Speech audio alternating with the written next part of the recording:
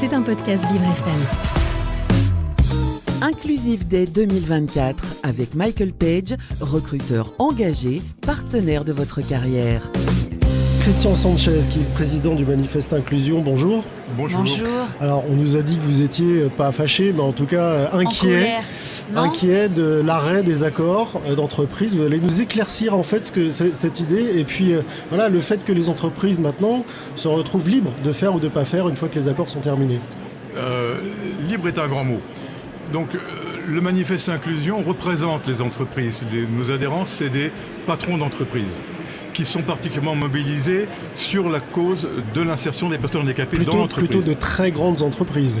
Beaucoup de très grosses entreprises. On a plus d'une centaine d'adhérents qui sont du CAC 40, du SBF 120. D'accord. Pourquoi est-ce qu'ils s'inquiètent ? Parce que le sujet est assez technique. Jusqu'à présent, des accords sociaux signés avec les partenaires sociaux dans les entreprises permettaient aux entreprises plutôt que de payer une contribution vécue un peu comme une taxe à la GFIP, de consacrer les sommes en question à développer une politique handicap co-construite avec les syndicats, adaptée à l'entreprise. Et ça marche plutôt bien puisque les entreprises qui auront signé des accords agréés, c'est des entreprises qui ont plutôt plus de travailleurs handicapés que les autres. Bien, été bon. Ça disparaît dans le cadre de la loi de 2018, qui avait toute une série de dispositions, dont certaines étaient tout à fait louables. Ça disparaît. Et pourquoi ? Je vais vous dire, parce que l'enjeu, il est de 350 à 400 millions. Et donc, dans ces cas-là, le législateur a eu à faire un arbitrage entre une espèce d'équilibre économique pour renflouer la GFIP qui a forcément besoin de pas mal de moyens, mais au détriment des entreprises qui consacraient cet argent-là à des actions handicap. Donc on est dans une configuration où en gros l'État nous dit donne-moi ta montre, je te donnerai l'heure. C'est-à-dire paye-moi ta contribution. Ça vous parle ça, Ornella, c'est très clair. Non, c'est ça. Remontez-moi votre contribution et puis après venez me demander comment on pourrait vous aider à l'utiliser. Alors on voit bien que dans ce système-là, il y a beaucoup de perte de temps, d'administration et puis surtout de perte d'autonomie des entreprises. Et alors que c'était un des champs de dialogue social dans l'entreprise qui était important, dans l'entreprise, vous savez, les accords sociaux qui se signent, c'est pas très fréquent, surtout quand on est d'accord. Sur ce thème-là, en général, il y a une forme de consensus. Tout le monde se retrouvait, c'était un des rares champs. Et ça disparaît, ça nous inquiète. Et ça nous inquiète aussi parce que ces accords agréés ont permis de créer beaucoup de missions handicap qui sont représentées aujourd'hui. Et Sophie Cluzel était venue sur notre antenne parler de ce changement, évidemment le légitimer, l'expliquer. Et elle avait un message qui était simple. Une entreprise qui depuis 9 ans, puisque c'était 3 fois 3 ans, est assistée dans sa politique handicap, à un moment, elle doit être autonome. Si jamais elle ne l'est pas, c'est que ça ne marchera jamais. C'est en fait le discours simple de aide-toi d'abord, et puis ensuite, on n'est pas là pour t'inciter pendant 20 ans à faire un truc que tu dois faire normalement. Sauf que l'entreprise n'était pas incitée, elle n'était pas assistée, puisque c'était ses propres fonds.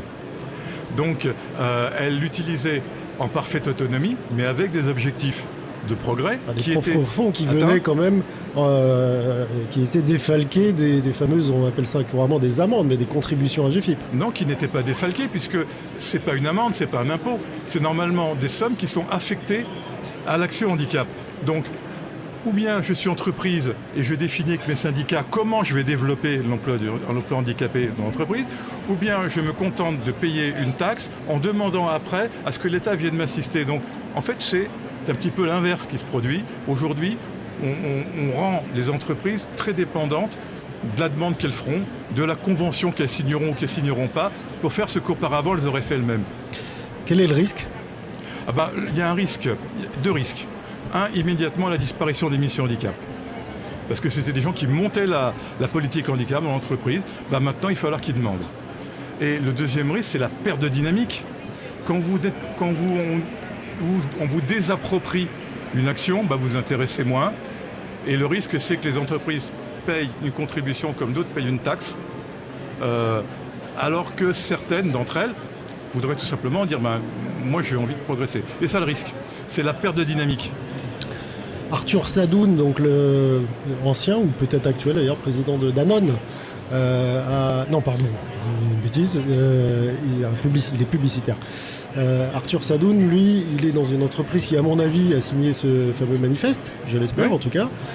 Il fait partie des entreprises qui n'ont pas besoin de la GFIP pour enclencher une dynamique. Alors lui, il a un cas personnel qu'il a clairement affiché, mais en fait, là il n'y a pas besoin de quoi que ce soit comme dispositif pour être totalement autonome et puis performant dans le sens de dépasser les 6% d'embauche sans aucun souci.